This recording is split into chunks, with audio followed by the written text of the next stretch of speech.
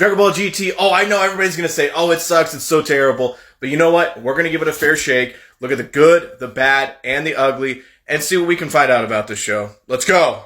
So one of the big things why people hate this saga so much is this opening. It is the worst saga, arc, whatever, in all of Dragon Ball history. It wasn't that bad of an idea, like, oh, we're going to have the Black Star Balls, and they're going to go into space now, we're going to make it meaningful to find the Dragon Balls. That's a cool idea. Biggest problem was the execution. I mean, you had the trio of Goku, Pan, and Trunks, which weren't that interesting, and you had the major issue of having no tension. Goku never even went Super Saiyan 3. You also had the villains, which were all terrible. I mean, just a big mess. Well, you go from bad to great. I actually love this saga. I thought it was pretty interesting what they did with having all the Z-Warriors and Earth turn evil and be under Baby's spell. It took one of the big strengths of having all these massive amount of heroes and then turning them evil, turning them against Goku. And there was a lot of tension in this, the exact opposite of the former. Baby beat Goku's butt twice. Not once, twice. And it wasn't until he went Super Saiyan 4 that he actually could do anything against him.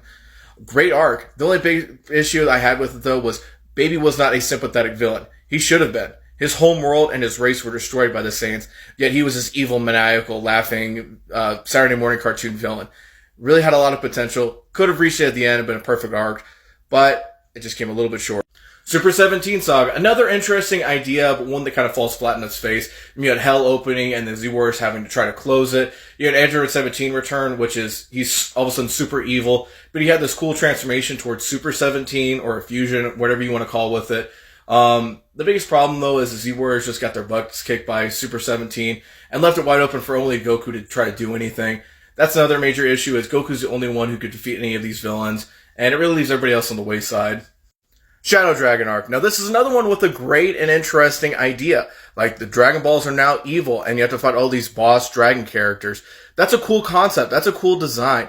But the problem is, all the dragons except for Sin, Nova, and Ice all suck. And Goku was the only one who fought any of them, or who fought most of them, and defeated almost all of them. So, everybody else got moved to the wayside, and it was cool seeing Vegeta turn Super Saiyan 4. That was great. And seeing Super Saiyan 4 Gogeta was even cooler. The ending was perfect. Just absolutely amazing. That ending, it'll probably bring a tear to your eye every single time you see it. Because it did feel like the end of Dragon Ball. So all in all, good.